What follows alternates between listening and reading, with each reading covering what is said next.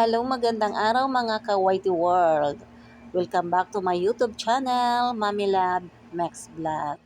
For today's video ay magluluto si Mami Lab ng pansit dahil na-miss ni Mami Lab na kumain ng pansit. Kaya magluto si Mami Lab ng pansit. May tira ako nakaraan pero hindi ko pa rin ubusin ngayon ang tira dahil mag-isa man lang si Mami Lab kaya pakunti-kunti lang ang luto ni Mami Lab. Ayan o, tingnan nyo. Isang hiwa lang ng carrots ay ng repolyo. Kunti lang, siguro mga 1/8. 1/8, ano yan, 1/8 gramo lang yan. Kunti lang talaga dahil syempre may carrots pa at saka may beans kaya dadami na rin yan. Kunti lang yan kasi mag-isa lang si Mami Lab. Pang hapunan lang yan ni Mami Lab. Hindi kakain si Mami Lab ngayon ng kanin. Pansit lang ang kakainin. Wala din tinapay dahil walang pambili si Mami Lab ng tinapay. Pansit lang talaga. Namiss lang ni Mami Lab na kumain ng pansit. Ang sahog pala ng pansit ni Mami Lab ay nag-iisang sahog lang. Ang hipon. Kunti lang din, ilang piraso lang din ng hipon ang isang sahog ni Mami Lab. Makakain lang si Mami Lab ng hapunan at saka may matirang konti para pang-snack ni Mami Lab sa salon bukas sa work. Ayan, kita nyo naman mga ka-Mami Lab, isang piraso lang ng carrots ang inano ni Mami Lab, hiniwa. Okay na yan. Kasi ilang, yung isang, yung isang bihon, yung isang lop ng bihon hindi naman din inubos ni Mami Lab, kalahati lang. Kalahati lang ang inaano ni Mami Lab dahil 3 piraso ba ang laman ng isang sopot ng bihon. Ang bawat isa ay hinati lang ni Mami Lab kaya maraming lutuan. Nasa 6 na lutuan nata ni Mami Lab yung isang sopot ng bihon. 6 or 5 dahil yung isang lapad hinahati lang ni Mami Lab. Kasi mag-isa man lang si Mami Lab, mapapanis, madali mapanis ang pansit, kaya konti-konti lang ang luto. Ayan, yung beans, kita nyo naman ilang piraso lang din po ng beans ang niluluto ni Mami Lab. Magka mayroon lang gulay ang ating pansit na lulutuin. Sa hindi rin pala ako dito maglagay ng ng tubig. Yung lang ang pangluto diyan, yung mantika at saka yung katas ng paggisa sa hipon. Yun lang. Dahil kayang-kaya hindi lagyan ng tubig dahil maliit man lang mga kamamilabs. At saka inano ko pala diyan ang bihon at saka yung kanton. Pinakuluan ng 5 minutes siguro para luto na siya, para ihalo ko dyan sa gulay, iluto na. Kasi hindi ko lagyan yan ng tubig. Yan ang sekreto ni Mami Lab, hindi nilalagyan ng tubig na ang pansit ngayon. Pag konti lang, pero pag maramihan siguro hindi kayang walang tubig. Pag konti lang yan, hindi ko nilalagyan ng tubig. Dahil pag gisa natin sa hipon, ay nagtutubig po siya. Nag-ano po siya. Kaya pagkaluto ng hipon, ni Mami Lab ang gulay. Tapos isabay na ang kanton at saka yung bihon. Dahil luto naman na ang kanton dyan at saka yung bihon. Kaya pinakuluan na yan ni Mami Lab. Kaya ayan, malapit nang matapos si Mami Lab at magluluto na. Naghiwa na si Mami Lab ng sibuyas. Ayan. Yung sibuyas pala pag nabili ako, yung gusto ko yung mga maliliit lang. Dahil isahang gamit lang pag maliliit. Pero pag malalaki, na sasayang din yung hinahati ko kasi pag malalaki. Ayan o, diba? Ang tira yan ni Mami Lab nakaraan. Nakadalawang luto na ko ng pansit. Isang supot ng kanton saka isang supot ng bihon. Kaya pakunti-kunti lang o isang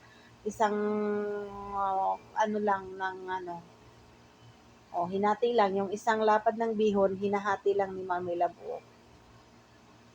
Kunti lang. Ganyan lang karami ang luto ni Mami Lab.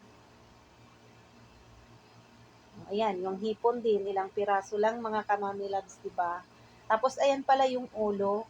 Pag hipon ng sahog ni Mami Labs sa pansit, yung ulo, hinihiwalay ko pala at dinidikdik ko binabayo ko ang ulo ng hipon kasi yung katas niya ang pinangsasabaw ko doon sa sa pagluto ng gulay. Mas may lasa po siya kapag idikdik po natin ang ulo ng hipon, mga kamami loves. Kaya pag nagluto kayo ng pansit na may halong hipon, subukan nyo pong wag ihalo ang hipon na buo. Tanggalin nyo yung ulo at dikdikin at itigain nyo po. Dahil ang katas po ng hipon ng ulo, ayun ay nakakadagdag po ng lasa. Mas na nakakadagdag ng lasa sa pansit. Kaya yan ang sekreto ni Mami Love kapag hipon ang pangsahog. Dinidikdik lang ni Mami Love ang ulo ng hipon. Mas malinamnam ang lasa ng pansit kapag dinurog mo dinikdik mo yung ulo ng hipon at itigain. Yun, masarap talaga.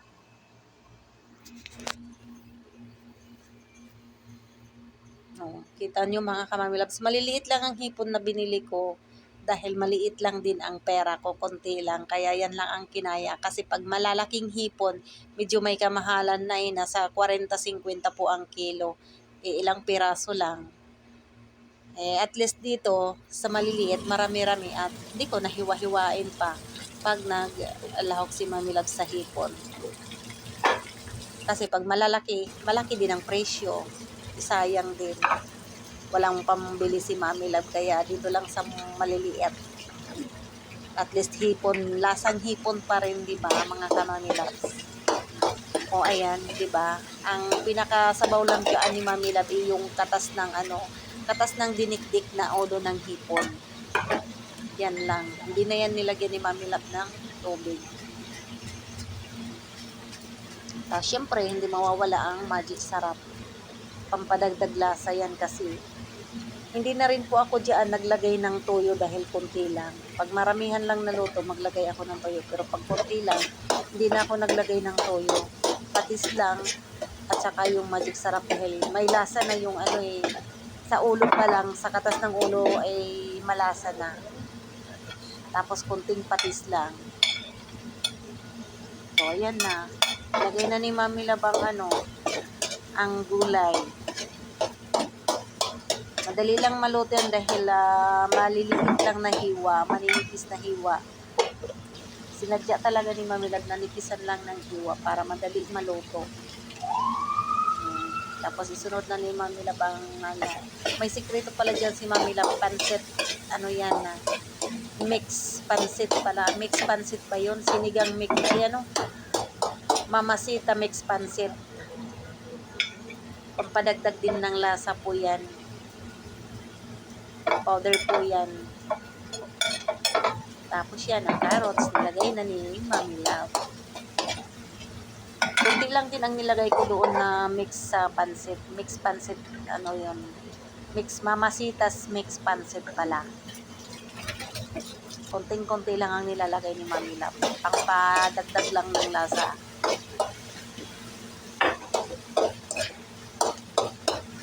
Tapos ngayon, luto na ang carrots at saka yung bagyo beans. Ilalagay na ni Mami Love ang repolyo. Ayan, di ba? Hindi nilagyan ni Mami Love ng toyo. Dahil konti lang, madali maluto. Oh, sarap. Tingnan nyo, parang may tuyo man lang. Dahil yan sa patis at saka doon sa mixed pancit na powder. Tapos ilalagay na ni Mami Love ngayon ang kanton at saka yung bihon. Dahil luto na, kailangan na lang din ihalo-halo ng mabuti para magkalasa na ang pansit. Dahil pinakuluan ni Mami Love ang pansit at saka kanton, walang asin. Asin pakulo lang. So, ayan na. Nilagay na ni Mami Love, diba? Ang sarap yan, mga kamami love. Subukan yung magpansit ng kunti lang dahil andoon yung malalasahan yung sarap. Tapos, lagyan nyo ng hipon, tapos yung ulo, dikdikin nyo. Nako, mapapawaw talaga kayo sa sarap, mga kamami loves. Ayan, ito na karami ang pansit ni Mami Love. hapunan na yan ni Mami Love, tapos yung kalahati is babaunin ni Mami Love para pang snack ni Mami Love sa work. Dahil walang tinapay si Mami Loves. Walang pambili ng tinapay. Kaya kung ano lang ang nandito,